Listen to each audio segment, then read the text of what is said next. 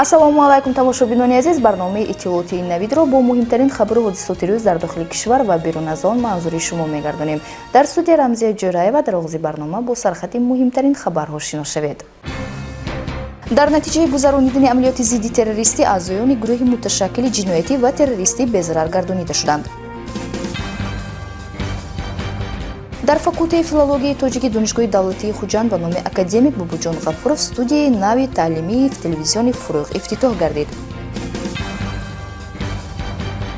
бахшида ба рӯзи байналмилалии ҳифзи кӯдакон дар тарабхонаи яккасарои шаҳри хуҷанд барои 50 нафар ятимони кул дастархони идона ороста шуд.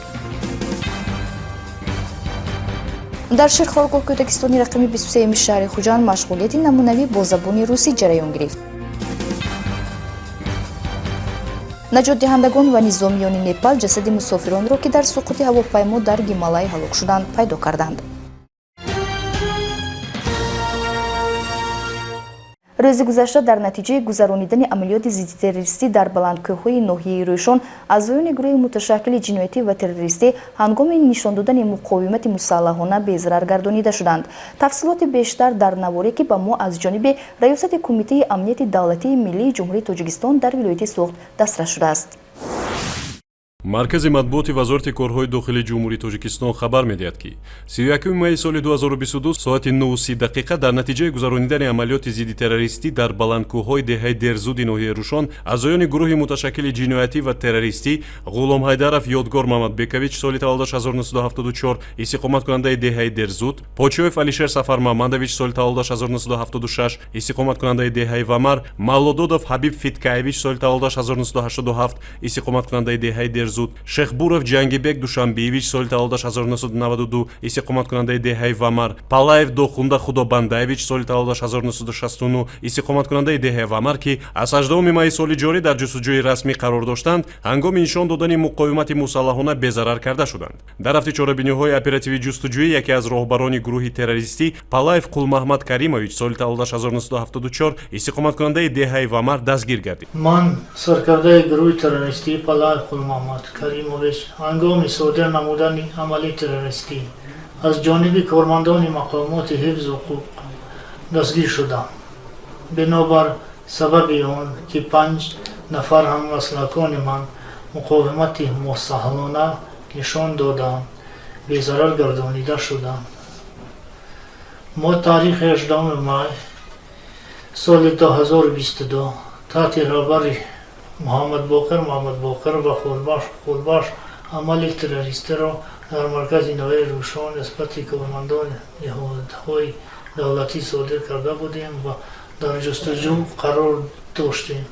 зимни аз назаргузаронии ҷои ҳодиса ки дар баландии 2800 метр аз сатҳи баҳр ва фосилаи 1 километр аз хати сарҳади давлатӣ байни Тоҷикистон ва Афғонистон ҷойгир аст, як адад силоҳи мерганӣ бо 200 дона тир, як адад пулемёти Калашников бо 150 дона тир, як адад гранатомёти зидди танкӣ бо 3 адад гулула, 4 автомати Калашников бо 5 тирдон ва 135 дона тир, 5 адад норинҷаки дастӣ ва 2 адад тапончаи Макаров бо 50 дона тир дарёфт ва мусодира карда шуданд. барои таслим шудан ба мақомоти ҳифзи ҳуқуқ ҷинояткорон чандин маротиба таъкид гардида буданд, вале ҳар маротиба онҳо ин даъватҳоро сарфи назар карда аз кирдорҳои ҷиноятии худ даст накашида аз пайгарди мақомот пинҳон мешуданд. ёдовар мешавам ки 18 майи соли ҷорӣ дар маркази ноҳияи Рӯшони вилояти Мухтори Кӯҳистони Бадахшон гурӯҳҳои мусаллаҳи террористӣ бо истифода аз силоҳу лавозимоти ҷангӣ ва маводи тарканда ба колоннаи автомашинаҳои хизматчиёни воҳиди таъиноти махсуси зидди террористии Алфаи Кумитаи давлатии амнияти миллии ҷумҳурии Тоҷикистон ҳамлаи мусаллаҳона намуда буданд ки бар асари он як афсар ба ҳалокат расида 13 хизматчии ҳарбӣ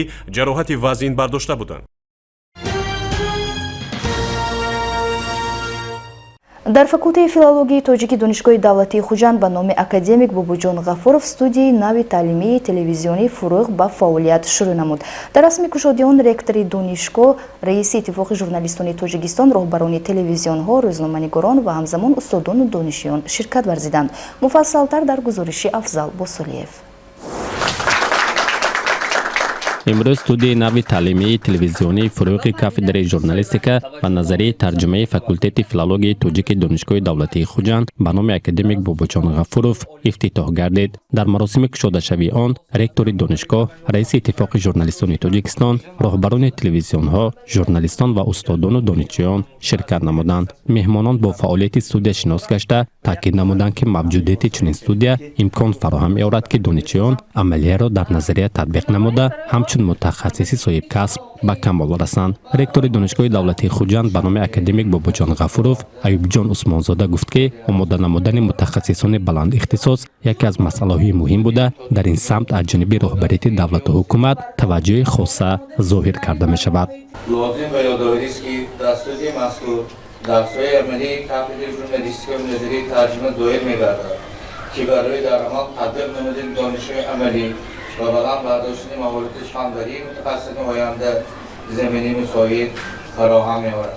омода намудани рӯзноманигорону натоқон, тарроҳону коргардонҳо, навобардорони касбӣ ва мутахассисони дигар риштаҳои ин соҳа дар муассисаҳои таҳсилоти олӣ аз қабили масъалаҳои хеле сервақтӣ ба шумор меравад. ҳамчунин ӯ ба масъулин супориш дод ки то ҷашни 25-солагии иҷлосии 16-уми шӯрои олии ҷумҳурии Тоҷикистон факултаи журналистика таъсис дода шавад. аз факултаи филологии тоҷик кафедраи журналистика хоҳиш мекунем ки ҳуҷҷатҳоро барои таъсисёбии факултати навтаъсис коро аз имрӯз оғоз намоянд. раиси иттифоқи журналистони Тоҷикистон Зиннатулло Исмоилзода таъкид намуд ки имрӯз дар кишвар шабакаву расонаҳои зиёде дорем ки фазои иттилоотро пур карда истоданд. мавҷуд будани чунин студияҳо барои омода кардани кадрҳои журналистӣ хеле муҳим мебошанд, зеро ки донишҷӯён пас аз хатм алайкай чун рӯзноманигори таҷрибадор метавонанд ки дар дилхоҳ расонаву шабакаҳо ҳамчун кадри хуби соҳа фаъолият намоянд. шароити имрӯза тақозои онро дорад ки мо ба тарбияи мутахассисони оянда аз имрӯз бояд шурӯъ намоем. қавли маъруф аст ки оянда аз имрӯз иттиҷо меёбад. чӣ гуна ояндаи соҳаи мо мегардад, ба чӣ пешравиҳо ноил мешавад, ба куҷоҳо самт мегирад, аз он иртибот мегирад ки мутахассисони имрӯза қабл аз ҳама дар пушти партаҳои донишгоҳ чиро меомӯзанд ва чӣ гуна барои кор дар воситаҳои ахбори омма омода мешаванд. раиси иттифоқи журналистони Тоҷикистон дар вилоят Илҳоми Ҷамолиён зикр кард ки имрӯз васоити ахбори омма ба журналистони қавӣ ниёз дорад ва кушодашавии студия имкон медиҳад ки онҳо ҳамчун рӯзноманигори соҳибтаҷриба вориди бозори меҳнат гарданд, зеро ки дар раванди таҳсил нозикаҳои соҳаро ба таври амалӣ дар ин студия аз худ кунанд. имрӯз воситаҳои ахбори омма ба журналистоне ки ба онҳое ниёз доранд ки омада аз даргоҳи донишгоҳӣ ба муҳити ё ба ошхонаи журналистика ворид шаванду ба кор ҳамчун як мутахассиси борӣ шурӯъ намоянд ва ин имкониятҳо фикр мекунам ки имкониятҳои нав барои айнан дар ҳамин ҳолат тайёр кардани дар ҳамин гуна ҳолат тайёр кардани донишҷӯён саҳми арзандаи худро мегузорад. роҳбарон ва масъулини ширкатҳои телевизион ва радиошунавонии Азия ва Симои Мустақили Якум ҳам таъкид доштанд ки онҳо ҳамеша омода ҳастанд ки бо студия ҳамкорӣ намуда пас аз итмом донишҷӯёнро ба кор қабул кунанд. ҳар сол дар айёми гузаштани практика баъзан телевизиони моваям донишҷӯҳо мебиёнд теъдоди 7 нафар 8 нафар. ман якумин шахсе ҳастам ки бо ҳама донишҷӯҳо вомехӯрам. якумин шарте ки ман назди онҳо мегузорам, мегӯям ки бачаҳо, агар ҳамин чиз дар ҳақиқат шумо дар кор бошаду дар ҳақиқат шавқу завқатон журналистика баланд бошад, марҳамат биёед практикае гузаред. агар завқатон набошаду ҳамту барои дигар мақсадҳо омада хонда истода бошад, набиёед. одатан аз байни 7 нафар 8 нафар як 2-3 нафар мемонанд. ман чӣ гуфтани ҳастам? ман гумон мекунам ки соҳаи журналистика, соҳаи воситаи ахбори омма тасодуфиятро намепазирад. изҳори қаноатмандиву сипосу хурсандӣ мекунам ки боз як базаи омӯзиши хуб, базаи моддиву техникӣ барои тарбияи журналистони ҷавон пайдо шуд. мо телевизионҳои хусусӣ ва давлатӣ ҳамеша омода ҳастем ки бо ин студия ҳамкорӣ кунем ва дар оянда телевизионҳои хусусӣ ҳам ба журналистҳои ҷавону бо истеъдод ниёз доранд. марҳамат биёед, дарҳои мо кушода аст. کاری که امروز شما انجام میدهید برای شما من فکر میکنم یک امکانیت است برای نشان دادن استعداد خودتان و دوامی 7-8 سالی که من با کافدر همکاری میکنم با دانشجویان از درس‌های عملی میگذاریم من احساس میکنم ان همین رشد رو، همین تکامل رو، همین ویم انکشاف رو، همین خواهش ها رو اینجا اکوی از آنها بسیار خوشحال گفتند که واقعا وقتی میگویند ما هم چشم‌ها شما نگاه میکنیم احساس میکنیم که همون چشم‌ها آتشک دارد. این خواهش‌ها من آرزو میکنم همون خواهش‌ها دائمی باشد. خواهش‌های ما هرگز پیچیده به مشکلات اجتماعی ما نشود. افتتاح این استودیو را برای کل جامعه دانشجویان و استادان کافدر مبارکباد میگویم و فکر میکنم تلویزیون اسیمک همیشگی درش به همکاری باز است. مدیر کافدر ژورنالیستیک و نظری ترجمه دانشگاه دولتی خوجند کریمبای کاملوف گشوده شوی استودیوی نوید تعلیمی تلویزیونی فروغ را حادثه تاریخی عنوان نموده از تاریخ کافدر ژورنالیستیک و نظری ترجمه و فعالیت استودیو یادآوری کرد. امیدوارم که واقعا این متن برای هم کافدر و استودیو همچنین برای دانشجویان یک سفید تازه است. چونکه وقت میگذرد، سالها میگذرد، این ثبت تاریخی که امروز شده ایستاده است، این جامعه که امروز شده ایستاده است، بعدا تکرار در این باره نمی‌بینیم. خب واقعا 25 سال پیش با ابتکار پروفسور نوید مجاهدینوس در دانشگاه کافدر ژورنالیستیک و نظری ترجمه تأسیس یافت که شاگردان امروز در تمام میدیا محیط سطح جمهوری، ولایتی و حتی بیرون کشور کار فعالیت دارند. اساسگذار اصول وحدت ملی پیشوای ملت پرزیدنت جمهوری تاجیکستان محترم امامی رحمان به مناسبت 100 سالگی روز مطبوعات تاجیک تاکید کردند که در زمینه تخصصی مادی و تکنیکی شعبه فعالیت‌های داخل‌ها در مسائل تحصیلات عالی با جاری نمودن اصول‌های نوی تعلیمی تربیت کادرها استودیوی تعلیمی تشکیل کرده شد. باید گفت که استودیوی تعلیمی تلویزیونی فروغ سال 2014 هم گشوده شده تا امروز گزارش و برنامه‌های آماده نموده آن توسط تلویزیون‌ها نمایش داده می‌شوند. در این زمینه برای همکاری سودمند به راهبران تلویزیون‌ها سپاسنامه راهبریت دانشگاه سپرده شد. مورد ذکر است که این زمان از جانب استودیوی تعلیمی فروغ 7 برنامه تهیه می‌شوند که اکثریت آنها فعالیت دانشگاه را ترغیب و تشویق می‌نمایند. مسئولین نیت دارند که با برابری مجهز گشتن با تکنولوژی‌های معاصر و فراهم آمدن شرایط و امکانات بیشتر تعداد برنامه‌ها را زیاد نموده، همچنین با این راه در تربیت کادرهای ژورنالیستی جوابگو به طلبات بازار سهم گذارند. امروز برای کافدر ژورنالیستیک و برای ژورنالیستان جوان آینده بسیار یک زمینه مساعد برای تجربه و عمل آنها است که ما امروز به استفاده دادیم. استودیوی تعلیمی تلویزیونی فروغ میتواند در آینده چندین برنامه‌های از قبیل تاک شو، برنامه‌های بحثی، برنامه‌های مباحثه‌ای را آماده و طریق تلویزیون‌های محلی و ولایتی پخش کرده باشد. چون بعضی تکنیکی و مادی تلویزیون فروغ امروز آماده است که دلخواه برنامه‌های گوناگون را ثبت و آماده کند. گزارش افضل باسلیف ولی چند اسمتوف عزیه.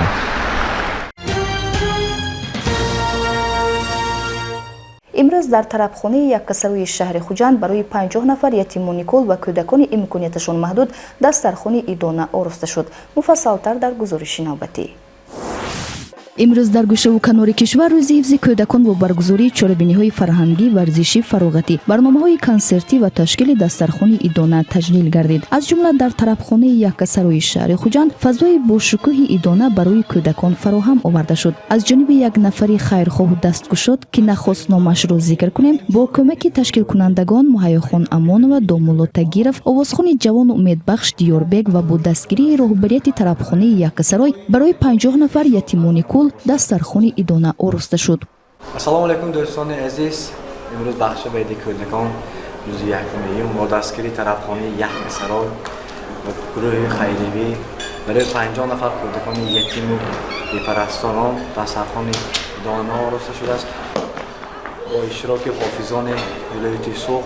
واقعاً کودکان آینده آسوده و آباد هر یک ملت، گنج نایاب، ثروت بی‌نظیر بشریت، بخت و سعادت والدین، جامعه و دولت به شمار می‌روند. به دنیا آمدن طفل خود خوشبختی و اقبال نیک برای هر یک خانواده است. تحت سیاست خیرتمندانه اساسگذار صلح و وحدت ملی پیشوای ملت پرزیدنت جمهوری تاجیکستان محترم امامی رحمان در دولت ما نیز به حفظ کودکان، تربیت و فراهم آوردن شرایط‌های خوب تحصیل و استراحت آنها چاره‌های ضروری اندیشیده شده. کودکان با غمخواری و پرستاری فرا گرفته شدند. چنانکه که پیشوای معظم ملت بارها تاکید کردند، غمخواری به کودکان این غمخواری به آینده وطن است. تشکیل کنندگان دسترخوان ایدانه کودکان را با این صحنه خاطرمان شادباش گفته برایشان خنده بیغش و چهره شکوفان، بخت بیدار و رزق فراوان را تمنا کردند.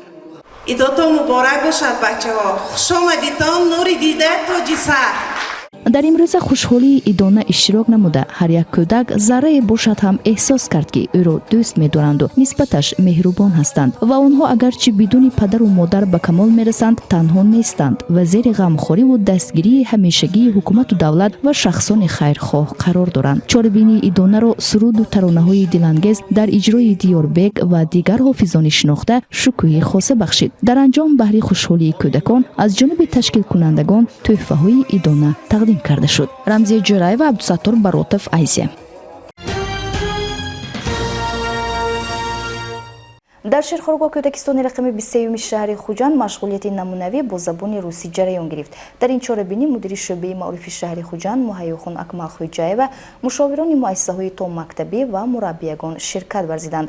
Бояд гуфт ки таи чанд соли охир дастпарварони ин кӯдакистон дар озмуни шаҳрии Донояк иштирок намуда сазовори ҷойи аввал мегарданд. Муфассалтар дар гузориши навбатӣ. мақсади асосии фаъолияти муассисаҳои таълимии томактабӣ фароҳам овардани шароит барои тарбия, таълим ва инкишофи кӯдакони синну соли барвақтӣ ва томактабӣ, ташаккули ҳисси ватанпарастӣ ва худшиносии миллӣ, эҳтиром ба арзишҳои умумибашарӣ, инкишофи ҷисмонӣ ва тарзи ҳаёти солим, расонидани кӯмаки машваратӣ ва методӣ ба падару модар оид ба масъалаҳои тарбия, таълим, инкишоф ва нигоҳдошти саломатии кӯдак маҳсуб меёбад. Ширхоргоҳ кӯдакистони рақами 23 шаҳри Хуҷанд яке аз муассисаҳои таҳсилоти томактабии намунавӣ дар шаҳр ба ҳисоб рафта, таълиму тарбияи зиёда аз 200 нафар кӯдаконро ба ӯҳда дорад. Дар 10 гурӯҳи ин боғча барои дӯстроякон тамоми шароит фароҳам буда онҳо бо ду забон тоҷикӣ ва русӣ ба таълиму тарбия фаро гирифта шуданд. Ҳамчунин ҳафтаи 2 маротиба ба тарбиятгирандагон машғулият бо забони англисӣ низ ба роҳ монда мешавад. Сайругашт дар табиати зебои кишвар, намоиш додани маҳсулотҳои кишоварзии тоҷикистони хушманзар. Дар машғулияти намунавии мураббии ин муассисаи томактабӣ Зарҳина Исломова ки бо забони русӣ сурат гирифт, манзури иштирокчиён гардонида шуд. Дар ин машғулияти намунавӣ 14 нафар тарбиятгирандагони гурӯҳи омодагӣ ба мактаб ширкат варзиданд. Дар ҷараёни дарси намунавӣ шеру сурудҳо пурра бо забони русӣ ба роҳ монда шуда, дар он дӯстроякон фаъолона иштирок карданд.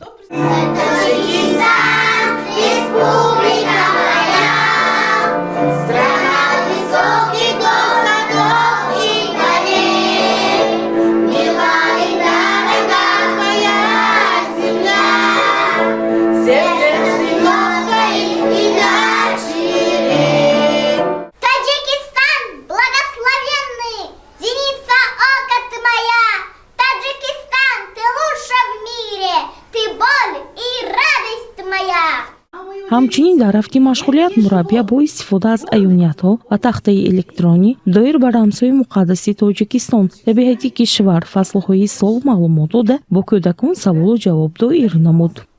Гимн Таджикистана, флаг Таджикистана, герб Таджикистана. Молодец, мой хороший. 9 сентября 1991 года наша республика стала независимой, суверенной. Она имеет свой гимн, флаг и герб. Каждый символ – одна из святынь суверенного государства. Гимн – это торжественная песня.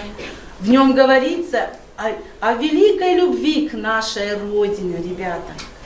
барои шавқовар гузаштани ин машғулият тарбиятгирандагон аз рӯи тасаввуроти худ манзараҳои зебоии кишвар, хушҳолии кӯдакон, падару модар кӯдакистони худро тасвир карданд ва ҳамчунин лаҳзаи дамгирӣ бо қаҳрамони филми тасвирӣ низ ҷараён гирифт. Ты знаешь, кто где живет? На крыше кто живет? Кошка. Да, кошка. А давайте я задаю вопросы. А кто в коляске сидит? Кукла. Кукла. А кто в пруду живет? Кто это?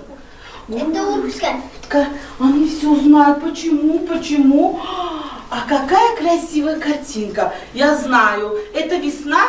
дар ин машғулият мудири шӯъбаи маърифи шаҳри Хуҷанд Муҳайёхон Акмалхоҷаева, мушовирони муассисаҳои томактабӣ ва мудири кӯдакистон Кимиё Исматова иштирок доштанд. Муҳайёхон Акмалхоҷаева ба роҳбарият ва мураббии ин кӯдакистон Зарҳина Исломова барои дар чунин сатҳи баланд доир намудани машғулият баҳои сазовор дода таъкид дошт ки имрӯз дар шаҳри Хуҷанд зиёда аз 40 муассисаҳои томактабӣ амал мекунанд ва дар он наздик 10 000 нафар дӯстроякон ба таълиму тарбия фаро гирифта шудаанд.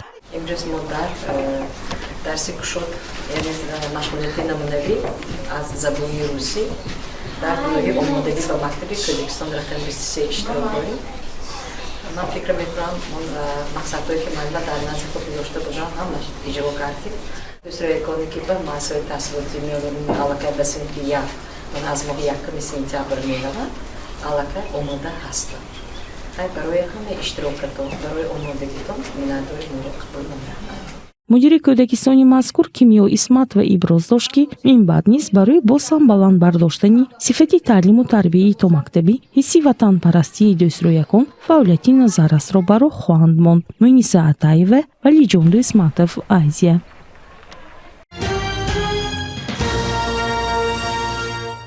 наҷотдиҳандагон ва низомиёни непал ҷасади мусофиронро ки дар натиҷаи суқути ҳавопаймо дар гималой ба ҳалокат расида буданд дарёфт карданд.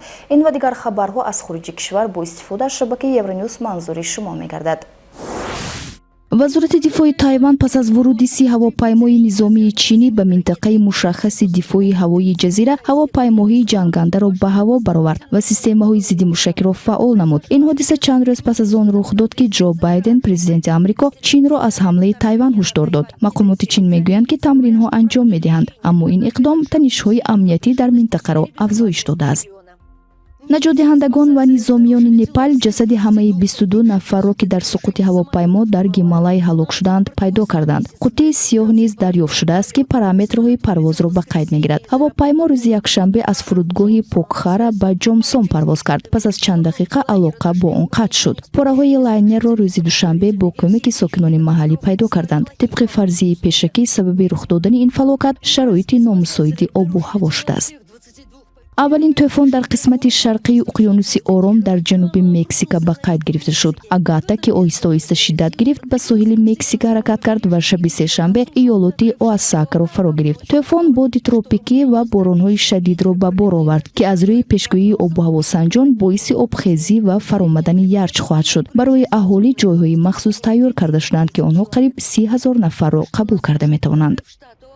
ба ҳамагон маълум аст ки тамоку заҳр буда тамокукашӣ боиси марги одам мешавад, аммо он ба муҳити зист низ зарар мерасонад. созмони умумии ҷаҳонии тандурустӣ бо истинод ба рақамҳои даҳшатовар дар ин бора 31 май рӯзи ҷаҳонии мубориза бо тамокуро хотиррасон мекунад. зарар ба саломатии одамон зарар ба ҷангалҳо, кишзорҳо ва уқёнусҳо аст. ба гуфти мутахассисон ҳар сол 4,5 триллион қуттии сигор ба баҳрҳо, дарё ва уқёнусҳо роҳ меёбанд. як қуттии сигор тақрибан 100 литр обро олуда мекунад. тибқи маълумоти созмони умумии ҷаҳонии тандурустӣ аз тақрибан 1,3 миллиард тамокукаш дар ҷаҳон беш аз нисфи одамон 700 миллион нафар ният доранд ки аз ин одат раҳо шаванд. бо вуҷуди ин даст кашидан аз тамоку барои бисёриҳо кори хеле душвор ва баъзан ғайриимкон боқӣ мемонад.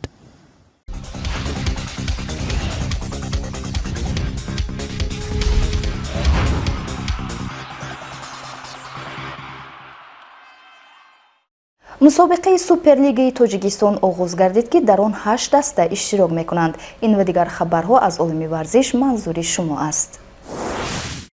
дастаи мунтахаби тоҷикистон дар остонаи бозии дӯстона бо тими миллии Сурия дар Дубай тамрини пеш аз бозӣ анҷом дод. ин рақобат имрӯз баргузор мешавад. дастпарварони Петр Секрт тамрини яксоатаро бо ҳайати пурра ба охир расониданд. пас аз гармшавӣ ва маҷмӯи машқҳои давидан бозингарон ба кор бо тӯб шурӯъ намуданд. онҳо амалҳои тактики техникӣ, кори дастҷамъона ва вазъи стандартиро анҷом доданд. қобили зикр аст ки тибқи муқаррароти ФИФА ҳимоягарони мо Манучер Сафаров ва Ваҳдат Ханонов ки дар вохӯрӣ барои ҷои сеюм бо тими Қирғизистон дар ҷоми Наврӯз 2022 дар Намангон корти сурх гирифта буданд, ба майдон намебароянд. мусобиқаи суперлигаи тоҷикистон оғоз шуд ки дар он 8 даста ширкат доранд. дар бозии марказии даври аввал дастаҳои Сипари Хуҷанд ва Соро компанияи Душанбе ҳисобро мусовӣ карданд. ба голи задаи Парвиз Раҳматов душанбегиҳо бо зарбаи дақиқи легионери эронӣ Муҳсин Муҳаммадзода ҷавоб доданд. дар вохӯрии дигар голи бозингари дастаи миллии футзали Қирғизистон Айдар Абдуҷалил Улу ғалабаи Истиқлолро бар Истаравшан таъмин сохт 1-0. бошгоҳи Равшани Кӯлоб дар майдони худ бар барандаи медали биринҷии мавсими гузашта дастаи Пойтахт бо ҳисоби 8-5 ғалаба кард ва дебютанти Суперлига КМВ-и Пойтахт дар меҳмонӣ бар Самандари Турсунзода бо ҳисоби 6-3 пирӯз шуд.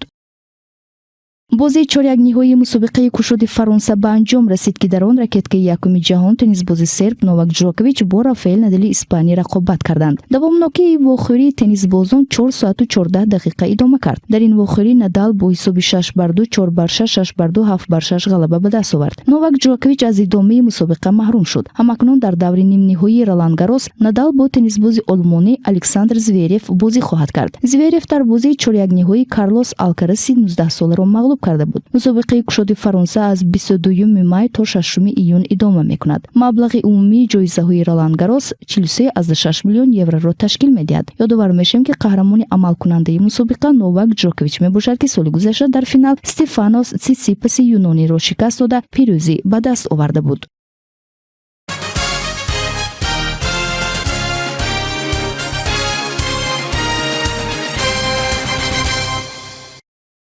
оё шумо медонед ки баландтарин муҷассама дар ҷаҳон кадом аст? Агар не, бахши рекордҳо ба ин суол посух медиҳад.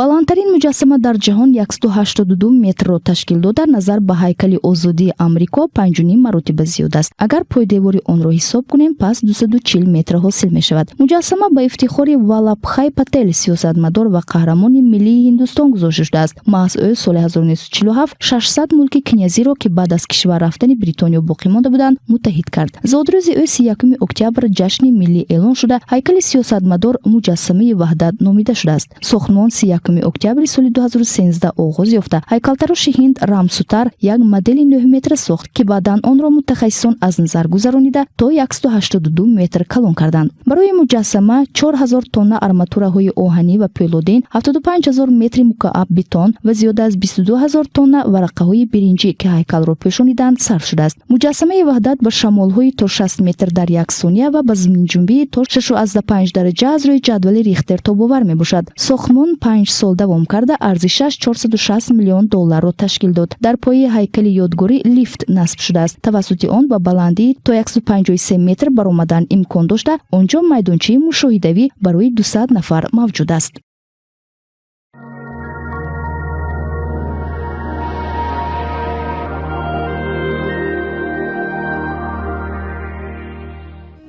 аз рӯи маълумоти марказҳои обу ҳаво санҷӣ пагоҳ дар шаҳри Хуҷанд ҳавои офтобӣ дар назар аст. ҳарорат рӯзона 32-34, шабона 24-26 дараҷа гарм мешавад. фишори атмосферӣ 727 мм сунчаи симобиро ташкил дода, шамол аз самти шарқ 3-5 метр дар ҳар сония мевазад. бинандагони азиз, дар ҳамин ҷо нашри навбатии барномаи иттилоотии Навид ба интиҳо мерасад. ба ҳар яки шумо рӯзгори хушу ободро таманно мекунем. то барномаи навбатӣ шоду фирӯз бошед.